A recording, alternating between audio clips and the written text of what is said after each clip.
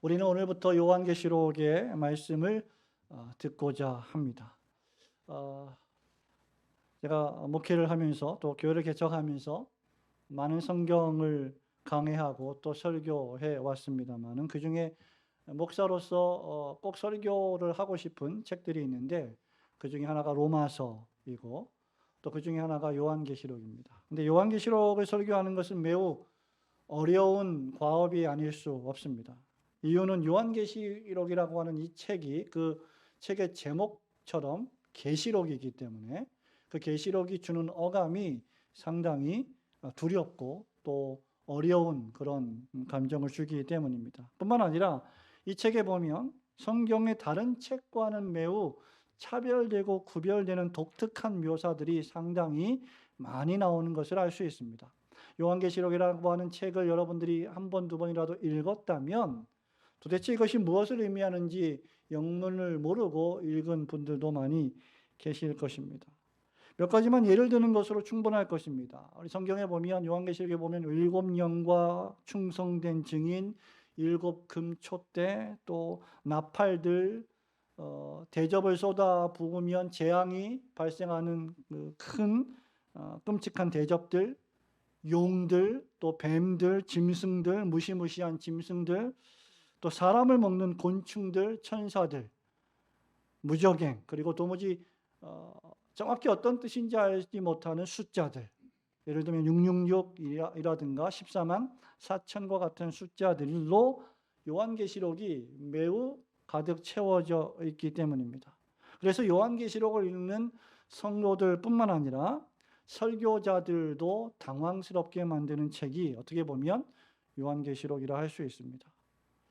스펙타클한 묵시록, 여러분 옛날에 보셨는지 모르겠는데 지옥의 묵시록 같은 스산하고 음산한 영화에서나 나올 법한 이런 그림 같은 장면들이 재미있을 것 같기도 하지만 실상 성도들로 하여금 요한계시록을 읽고 또 설교자들로 하여금 이 요한계시록을 설교하는 일을 엄두를 내지 못하게 만드는 그런 모습이기도 합니다.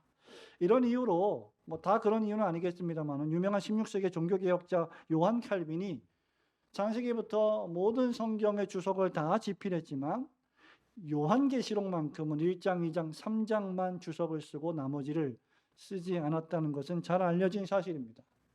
그렇다고 해서 칼빈이 종말론이 없었다거나 요한계시록을 두려워했기 때문은 아닙니다. 그는 에스겔 주석도 썼고 구약의 종말론인 다니엘 주석도 썼습니다. 다만 요한계시록이 미래에 벌어질 어떤 일들을 상정하고 있기 때문에 대단히 어려운 책이었고 또 칼빈이 대단히 나이가 많이 들어서 몸도 좋지 않았기 때문에 그럴 시간이 없었다고 우리는 생각이 됩니다. 그만큼 요한계시록은 다루기가 쉬운 책이 아닙니다.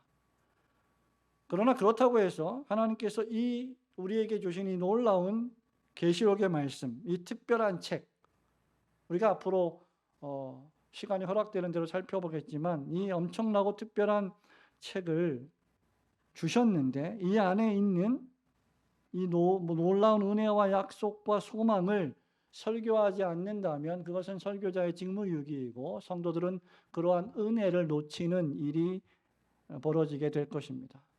동시에 우리는 이 요한계시록에 나와 있는 짐승의 표인 숫자 666이 어떤 이들이 그렇게 주장해 왔던 것처럼 상품에 나와 있는 바코드이며 이것으로 거래하지 않으면 앞으로 거래를 못하게 되고 또 어떤 이단이 주장하듯이 14만 4천이라고 하는 숫자가 지구상에서 유일하게 구원받을 물리적인 숫자라고 저급하게 해석해서도 안 될 것입니다.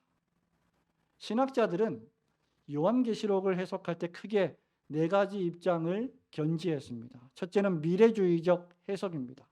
요한계시록이 주로 앞으로 사도 요한이 1세기 때 이 편지를 쓰긴 했지만 이 책을 쓰긴 했지만 앞으로 벌어질 종말의 일들, 즉 인류 역사의 마지막 최후의 날들에 관한 묘사라는 것입니다. 둘째는 역사주의적 해석인데 요한계시록이 교회 역사에 대한 여러 단계들을 의미한다라고 말하는 것입니다. 시간이 없기 때문에 이것을 아주 자세하게 설명할 이유는 없고, 또 여러분들이 이러한 복잡한 어떤 이론들을 다 알 필요도 없을 것입니다. 우리는 하나님 말씀을 조금 더 단순하게 생각해 볼 필요가 있습니다. 셋째는 과거주의적 해석으로 요한계시록이 단지 사도 요한이 이 책을 썼을 당시에 로마 제국의 시대에 관한 말씀일 뿐이다라고 주장하는 것입니다.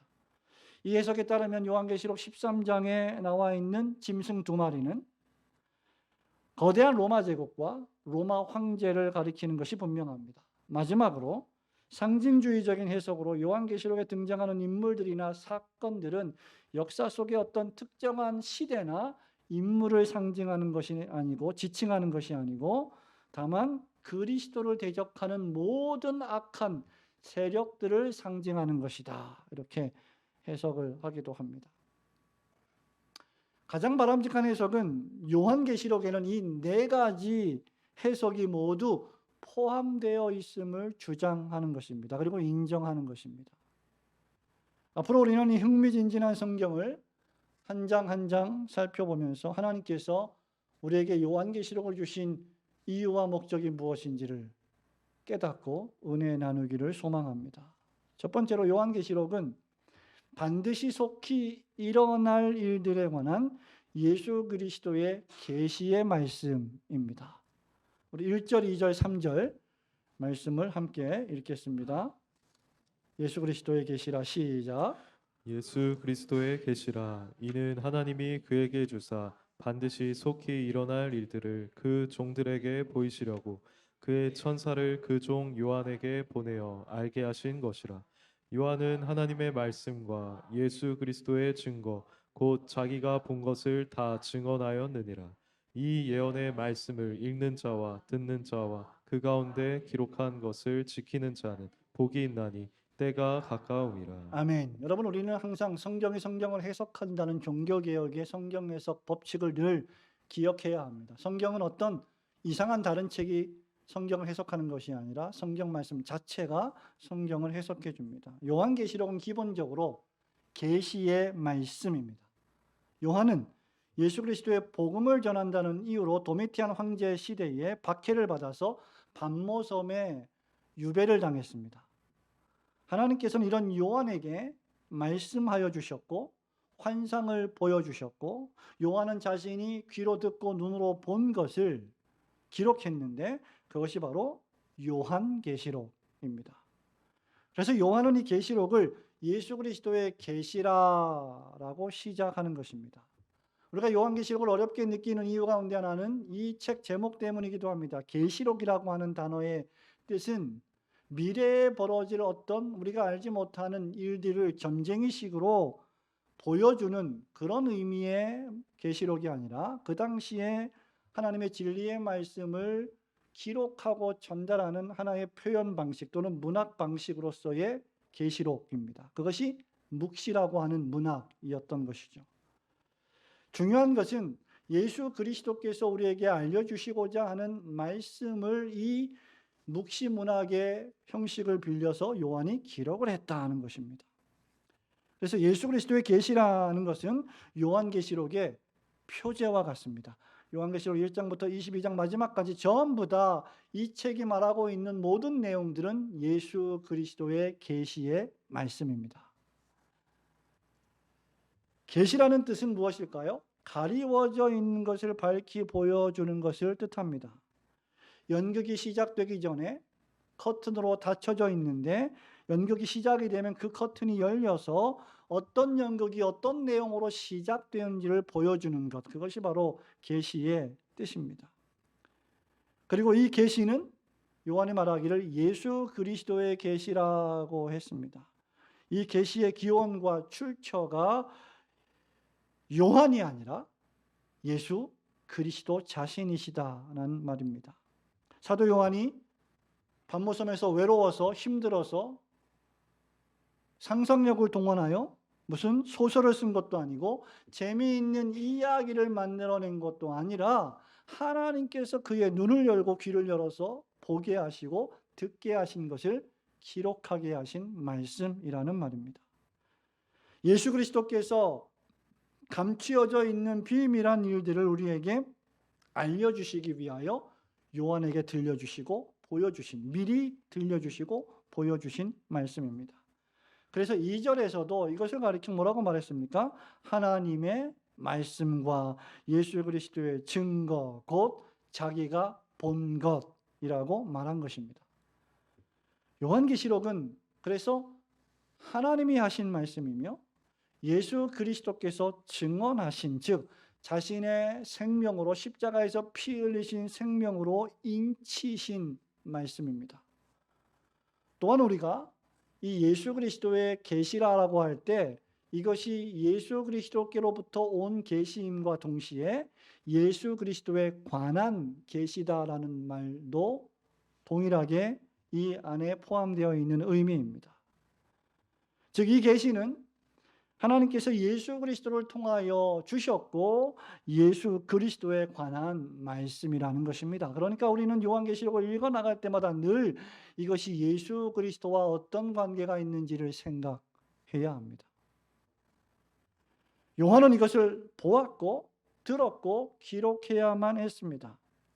그리고 이 일들이 사도 요한 시대에 이루어진 것도 있으며 또 오고 오는 역사 속에서 성취된 것도 있고 또 예수 그리스도께서 다시 오실 재림 직전과 직후에 벌어질 일도 있습니다. 그러니까 요한계시록에는 과거에 벌어졌던 일들, 현재 벌어지고 있는 일들, 앞으로 벌어질 일들이 전부 다 포함되어 있다는 말입니다.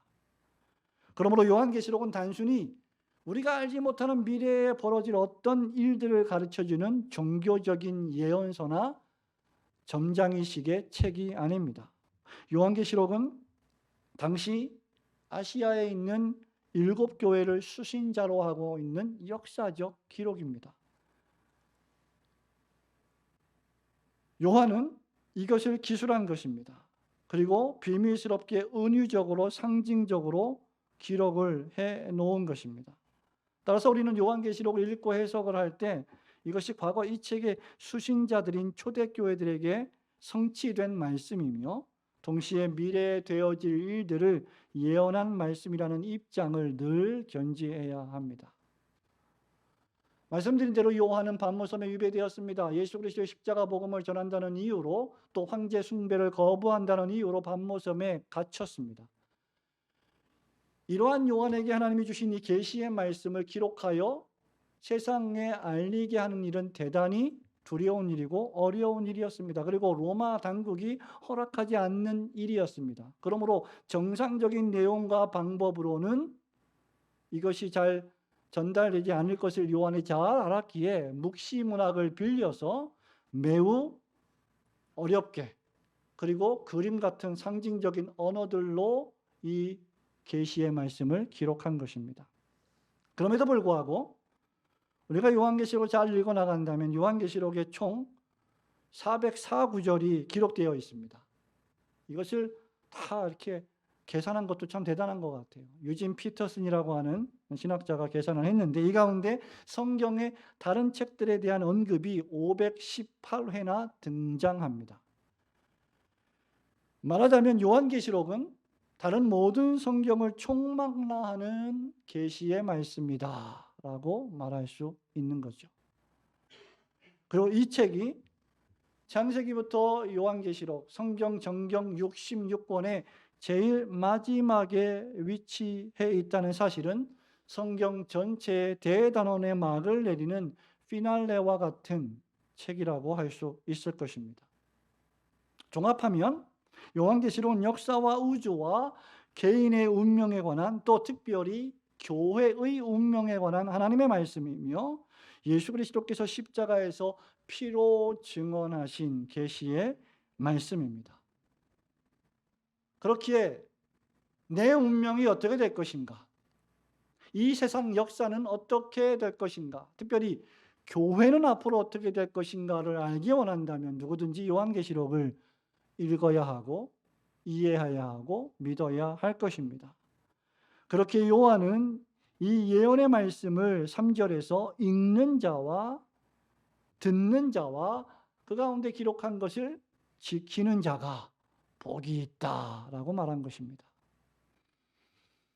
요한계시록은 과거에 어떤 일이 있었고 현재 어떤 일이 벌어지고 있으며 앞으로 하나님께서 어떤 일을 역사 속에서 행하실 것인지에 관한 하나님의 말씀입니다. 그리고 구약 시대에 하나님의 백성들은 회당에서 이 하나님의 말씀을 낭독했습니다. 받들어 읽었습니다. 그리고 받들어 그 읽은 말씀을 듣는 회중들은 그것을 듣고 그것을 지켜내었습니다. 그러므로 이 말씀을 받들어 읽고 하나님의 말씀으로 들으며 하나님의 말씀으로 지키는 자는 반드시 복을 받을 것입니다. 정말 복 있는 사람은 어떤 사람인가? 이 말씀이 선포되는 교회에 나와 이 말씀을 듣는 자이며 이 들은 말씀이 자신의 삶을 변화시킬 수 있도록 지키는 자입니다. 여러분은 매주일마다 교회에서 이 하나님의 말씀을 듣고 있습니다. 그러므로 이 예언의 말씀을 부지런히 읽고 들으시고 읽고 듣는 것으로 멈추지 않고 그 기록된 말씀을 지켜서 하나님이 예비하신 복을 누리시는 성도들이 되시기를 주님의 이름으로 축원합니다. 두 번째로 요한계시록은 그리스도께서 당신에게 속한 교회들에게 주신 계시의 말씀입니다. 첫 번째는 이 요한계시록이 예수 그리스도의 계시의 말씀인데 누구에게 이 말씀이 주어졌느냐라고 할 때 이 말씀은 교회들을 향한 말씀이다 라는 말입니다. 4절, 5절, 6절 말씀을 한번 또 읽겠습니다. 요한은 시작. 요한은 아시아에 있는 7교회에 편지하더니 이제도 계시고 전에도 계셨고 장차 오시리와 그의 보좌 앞에 있는 7 영과 또 충성된 증인으로 죽은 자들 가운데서 먼저 나시고 땅의 임금들의 머리가 되신 예수 그리스도로 말미암아 은혜와 평강이 너희에게 있기를 원하노라.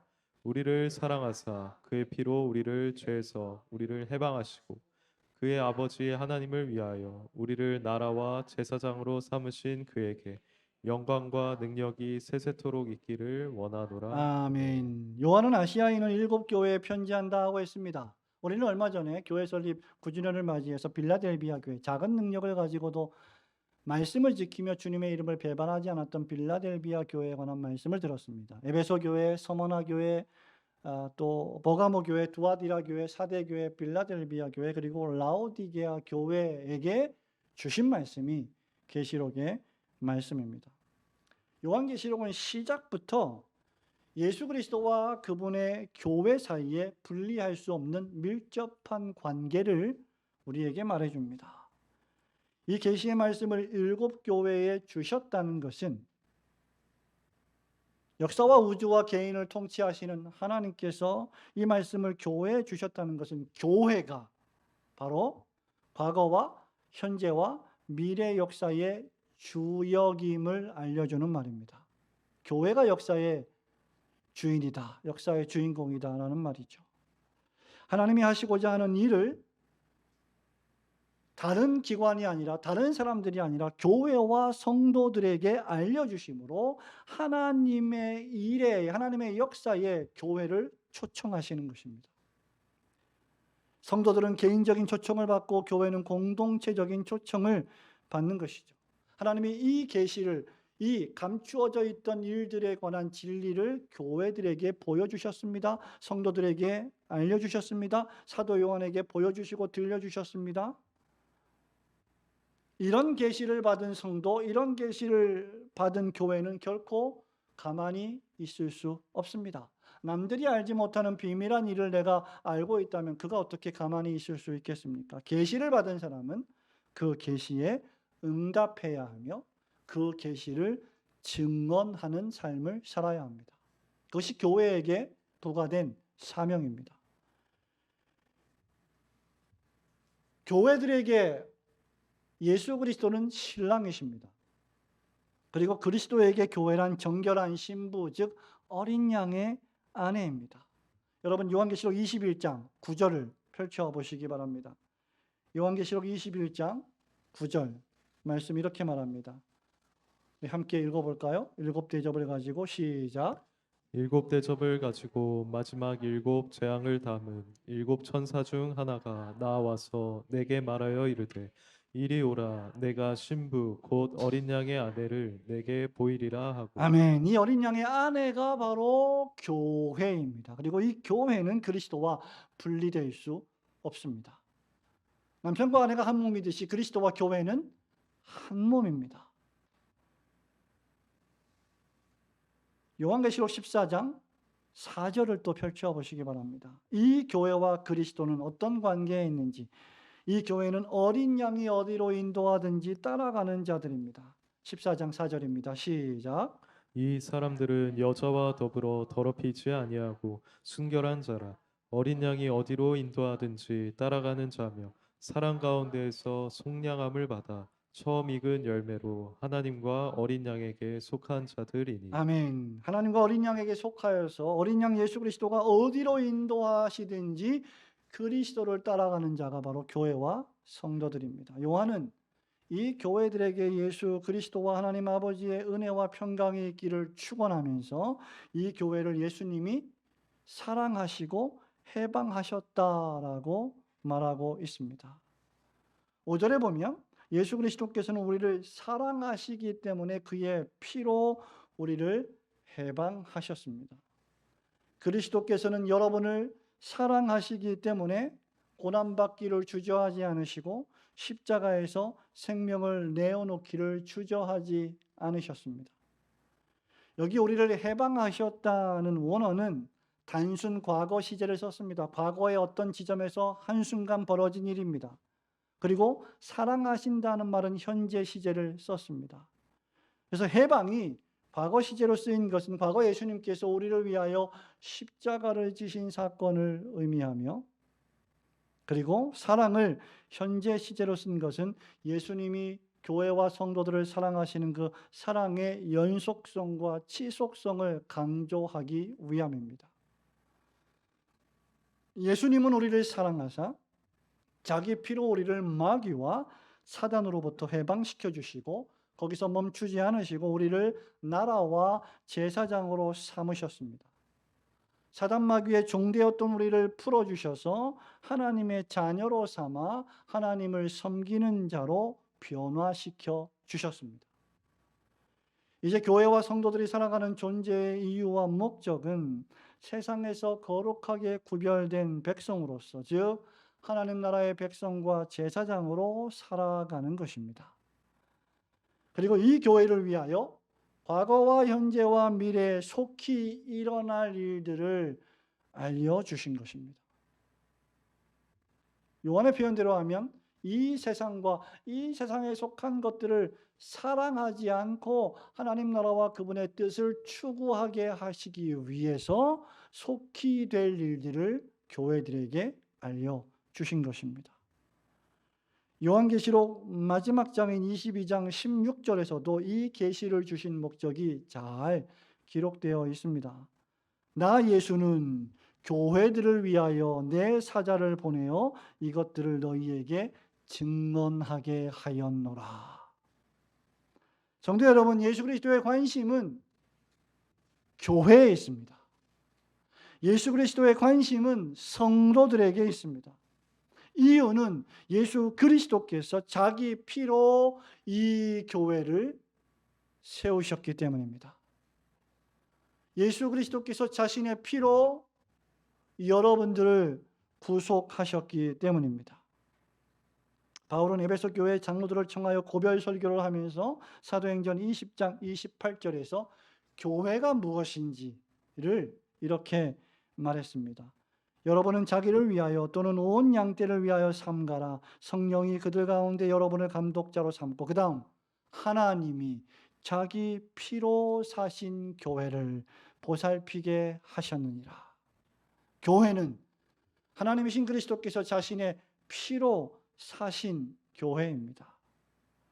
요한계시록은 자기 피로 사신 교회를 향한 그리스도의 부탁의 말씀을 담고 있는 책입니다.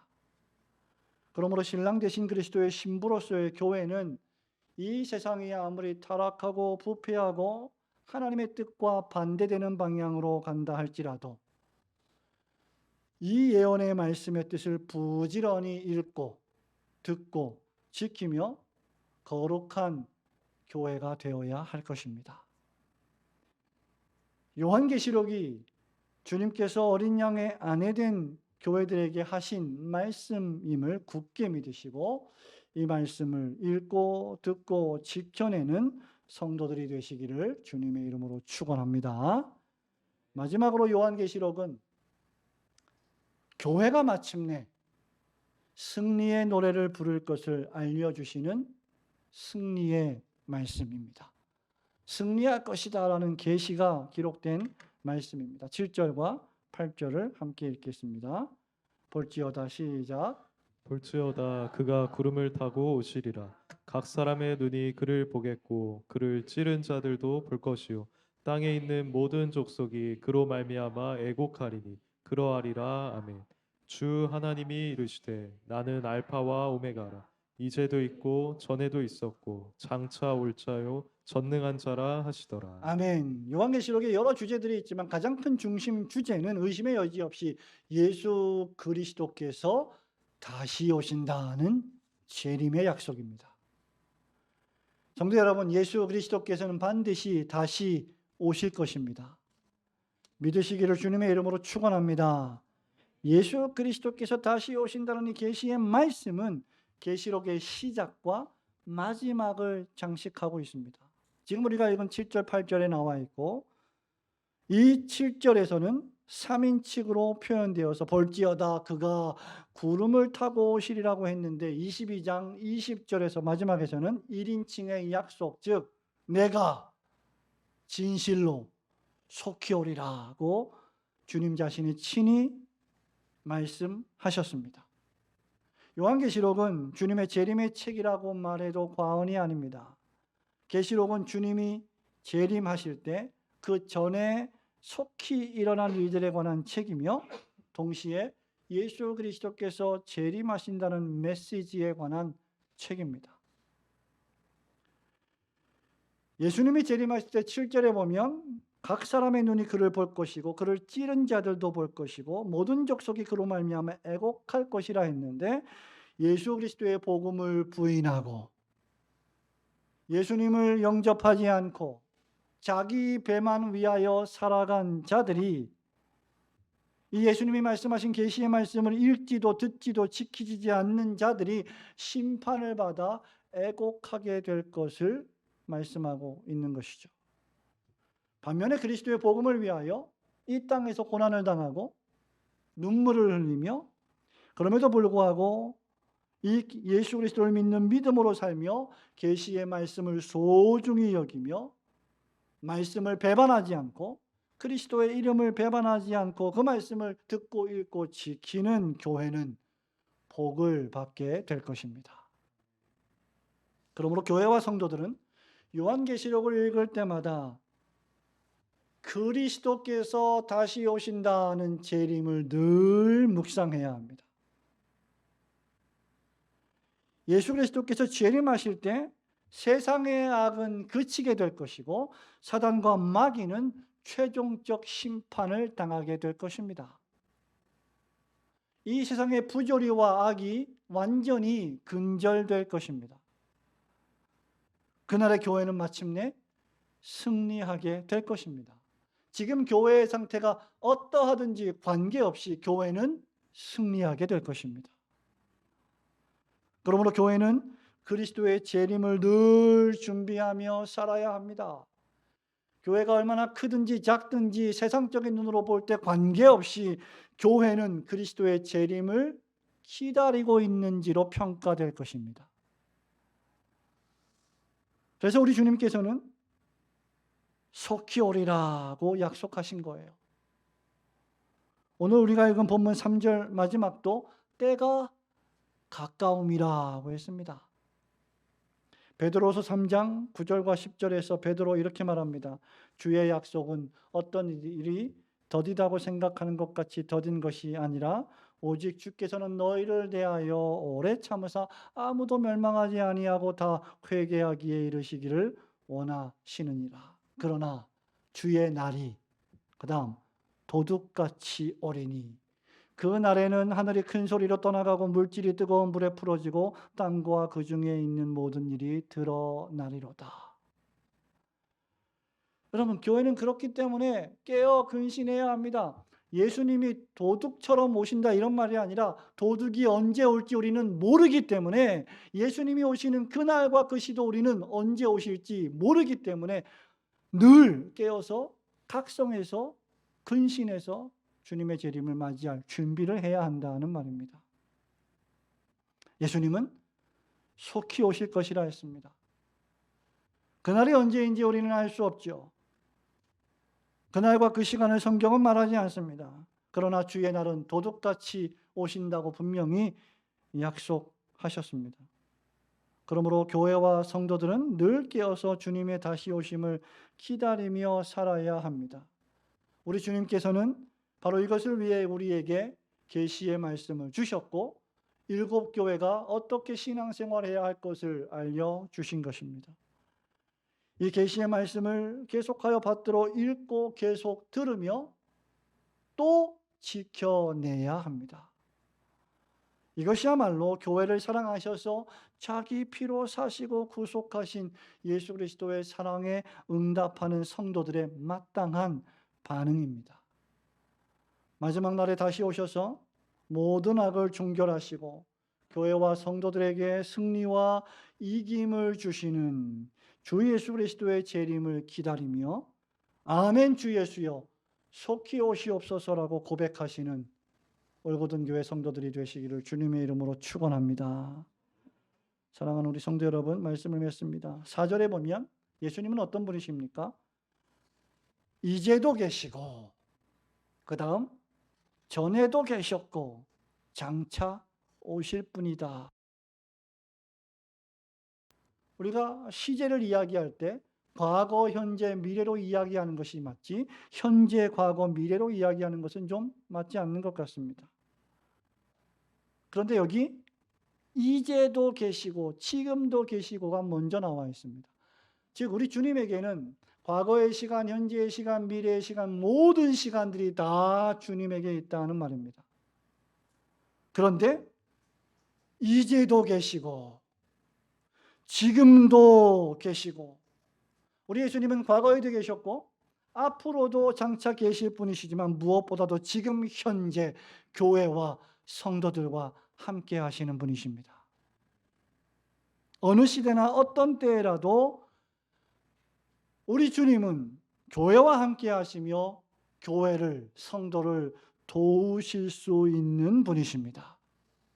8절에서도 하나님은 자신을 가리켜 이제도 있고 전에도 있었고 장차 올 전능한 자라 말씀하셨습니다. 성도 여러분, 지금 교회가 또 여러분 개인 자신이 어떤 어려운 상황과 형편에 있다 할지라도 이제도 계시고 전에도 계셨고 장차 오실 그리스도께서 교회를 사랑하시고 성도를 사랑하시고 해방시켜 구원하여 주셨습니다. 우리가 믿는 하나님은 과거와 현재와 미래의 영원한 통치자이십니다. 알파와 오메가는 신약 성경에 기록된 헬라어의 알파벳의 처음과 마지막 글자입니다. 하나님은 시작과 마지막이십니다. 처음과 나중이십니다. 우리가 인생을 살아가면서 때때로 두려워 공포스러워지는 것은 우리의 삶에 어떤 일이 벌어질지 모르기 때문이며, 그것이 안 좋은 일이라면 그 안 좋은 일이 얼마 동안 벌어질지 전혀 모르기 때문일 것입니다. 환난이 오고 핍박이 올 때 그 환난과 핍박이 언제까지 지속이 되고 끝날지 안다고 하면 우리는 그렇게 두려워하지 않을 것입니다. 그래서 우리 인간은 두려움에 빠지는 존재들이고 고통에 빠지는 존재들입니다. 그러나 하나님이 이 계시록의 말씀을 통하여 우리에게 주시는 것은 무엇입니까? 하나님은 모르시는 것이 하나도 없으십니다. 전에도 계셨고 지금도 계시고 앞으로도 계실 분이십니다. 하나님이 모르시고 발생하는 일은 하나도 없습니다. 여러분 개인의 삶에 하나님이 모르시는 일들은 존재하지 않습니다. 하나님이 모르시는 시간도 없으십니다. 베드로후서 3장 8절에서 베드로가 이렇게 말합니다. 사랑하는 자들아, 죽기에는 하루가 1000년 같고 1000년이 하루 같은 이 한 가지 사실을 잊지 말라. 우리에게는 과거와 현재와 미래가 아주 먼 시간들이지만 전능하신 하나님에게는 과거와 현재와 미래가 밤의 한 경점과 같을 뿐입니다.